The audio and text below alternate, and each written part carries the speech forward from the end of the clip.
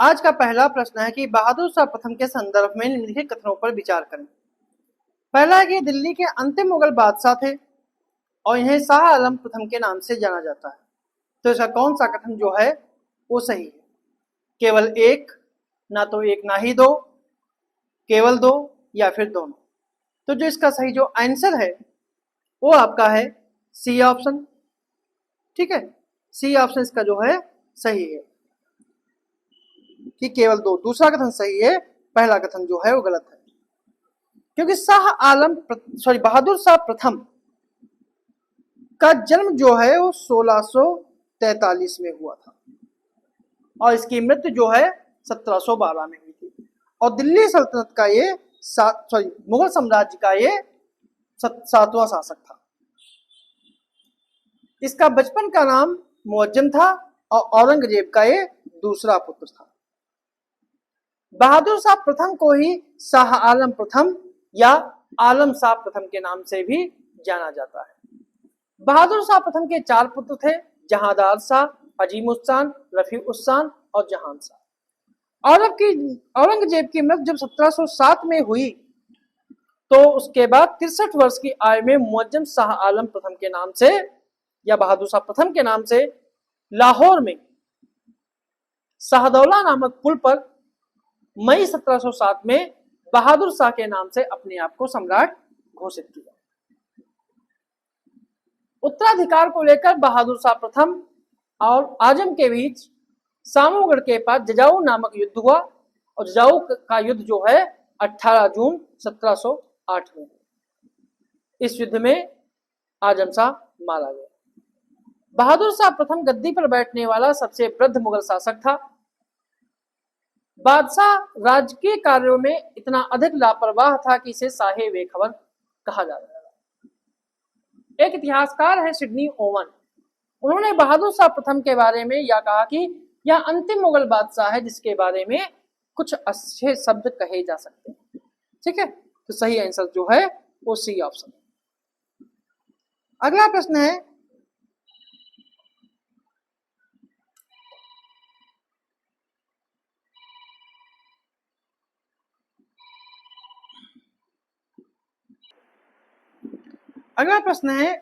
कि सुमेलित कीजिए मुगल शासक उनके उपनाम से, जिसमें बहादुर शाह प्रथम को क्या कहते थे, जहांदार शाह को क्या कहते थे, फरुखसियर को क्या कहते थे और मोहम्मद शाह को क्या कहते थे।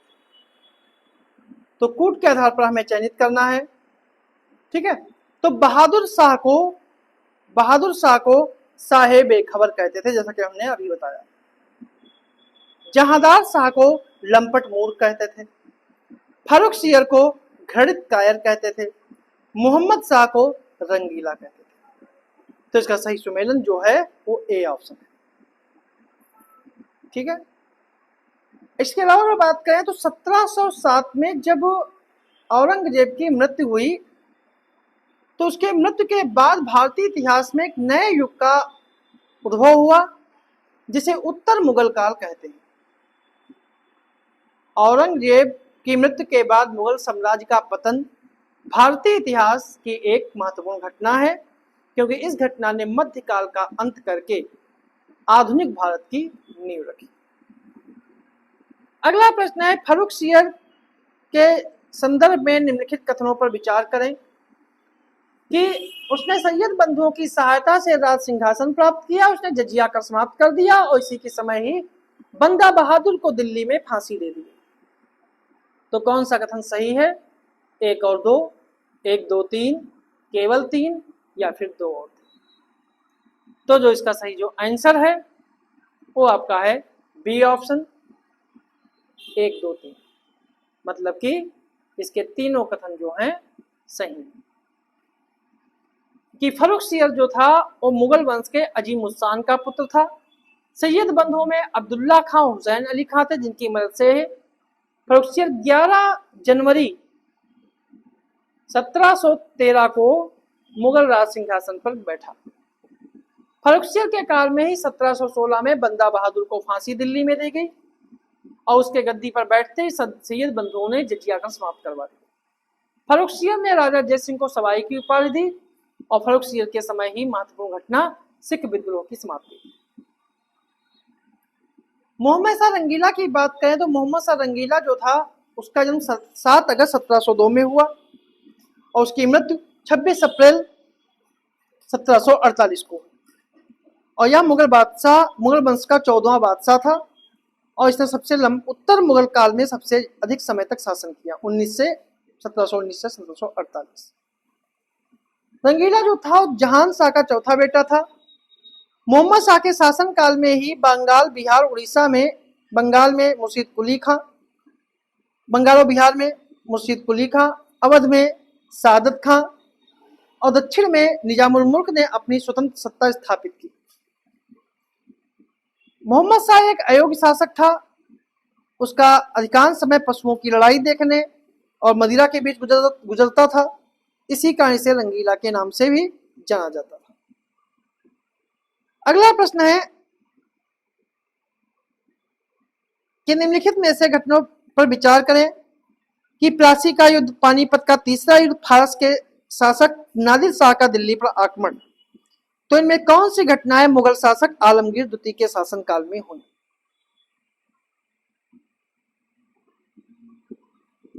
केवल एक, एक, दो, तीन, एक और दो या फिर केवल दो? तो जो इसका सही जो आंसर है वो आपका है ए ऑप्शन, केवल एक, प्लासी का युद्ध। आलमगीर द्वितीय का जो टाइम पीरियड है वो 1754 से 1759 तक। यह आलमगीर द्वितीय 8वें मुगल बादशाह जहांदार शाह का पुत्र था। यह अपने वजीर गाजीउद्दीन इमादुल मुल्क के हाथों की कठपुतली था। आलमगीर द्वितीय को अजीजुद्दीन भी कहते हैं। इसके बाद ही मराठों ने 1758 में दिल्ली पर चढ़ाई की और पंजाब को जीता और इसी के शासनकाल में 1757 में प्लासी का युद्ध हुआ। 1759 में जब इसने अपने वजीर गाजीउद्दीन की मनमानी से अपने आप को मुक्त करना चाहा तो गाजीउद्दीन ने 1759 में इसकी हत्या कर दी। पानीपत की तीसरी लड़ाई 1761 में हुई थी, ठीक है।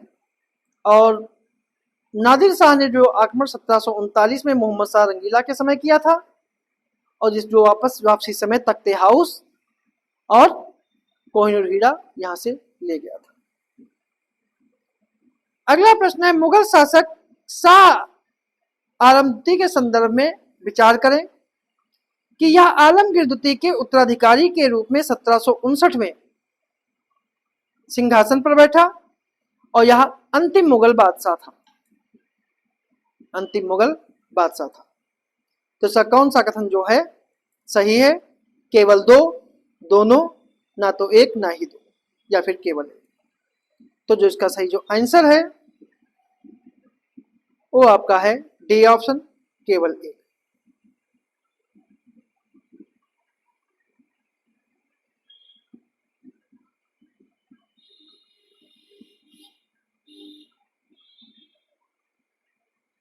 तो इसका सही जो आंसर है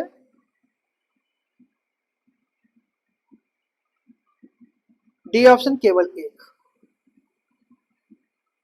पहला सही है, दूसरा गलत है, क्योंकि अंतिम मुगल बादशाह जो था बहादुर शाह जफर था, द्वितीय था। शाह आलम द्वितीय का शासनकाल जो है 1759 से लेकर 1806 तक था। इसका असली नाम जो था अली गौहर था और यह आलमगीर द्वितीय के नाम से सिंहासन पर बैठा। बादशाह शाह आलम द्वितीय ने ईस्ट इंडिया कंपनी से इलाहाबाद की संधि की और ईस्ट इंडिया कंपनी के पेंशन पर यह जीवन यापन करता रहा, ठीक है। 1761 में पानीपत की तीसरी लड़ाई में अहमद शाह अब्दाली ने मराठों को हरा दिया और शाह आलम द्वितीय को अब्दाली ने दिल्ली के तख्त पर बने रहने दिया। 1764 में उसने अपनी शक्ति बढ़ाने का प्रयास किया और बंगाल से अंग्रेजों को बाहर निकालने के लिए अवध के नवाब शुजाउद्दौला और मीर कासिम से संधि कर ली। परंतु अंग्रेजों ने बक्सर की लड़ाई 1764 में शाही सेना को हरा दिया और बादशाह आलम द्वितीय ने ईस्ट इंडिया कंपनी से इलाहाबाद की संधि कर दी। बहादुर शाह द्वितीय जफर जो था वो अंतिम मुगल बादशाह था। जहांदार एक जो मुगल बादशाह था जहांदार शाह, जिसका कार्यकाल 1712-1713 था, उसने अपनी वित्तीय व्यवस्था को सुधारने के लिए राजस्व वसूली का कार्य ठेके पर देने की नई व्यवस्था प्रारंभ की, जिसे इस्तमरारी व्यवस्था कहते हैं। और जहांदार शाह ने ही मारवाड़ के राजा अजीत सिंह को महाराजा की उपाधि दी और उन्हें गुजरात का सूबेदार बनाया।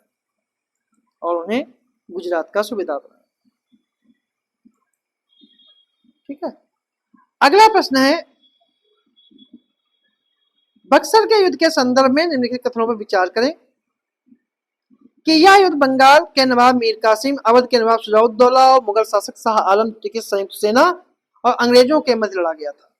इस युद्ध में अंग्रेजों की विजय के पश्चात बंगाल में अंग्रेजी सत्ता का प्रभुत्व स्थापित हुआ और इस युद्ध में अंग्रेजी सेना का नेतृत्व रॉबर्ट क्लाइव ने किया था। तो इनमें कौन सा कथन सही है? केवल 1 और 2, 1 2 3, 2 3 या फिर 1 और 3? तो जो इसका सही जो आंसर है वो आपका है ए ऑप्शन, 1 और 2। पहला और दूसरा सही है, तीसरा कथन जो है गलत है, क्योंकि बक्सर का युद्ध जो है 22-23 अक्टूबर 1764 को हुआ था। इस युद्ध में अंग्रेजों के विजय के पश्चात बंगाल में अंग्रेजी सत्ता का प्रभुत्व स्थापित हुआ और अंग्रेजी सेना का नेतृत्व जो है हेक्टर मुन्रो ने किया था। 1765 में रॉबर्ट क्लाइव गवर्नर के रूप में दूसरी बार कलकत्ता आया और बक्सर के युद्ध की समाप्ति के बाद क्लाइव ने मुगल सम्राट शाह आलम द्वितीय और अवध के नवाब शुजाउद्दौला के साथ इलाहाबाद की पहली और दूसरी संधि की। इलाहाबाद की संधि जो है 12 अगस्त 1765 को हुई और यह संधि शाह आलम द्वितीय और रॉबर्ट क्लाइव के बीच हुई। इसमें बंगाल, बिहार, उड़ीसा की दीवानी अंग्रेजों को प्राप्त हुई। ईस्ट इंडिया कंपनी कड़ा और इलाहाबाद के जिलों को अवध के नवाब से ले लिया और अपने इलाहाबाद न्यायालय के रखरखाव के लिए मुगल सम्राट को दे दिया।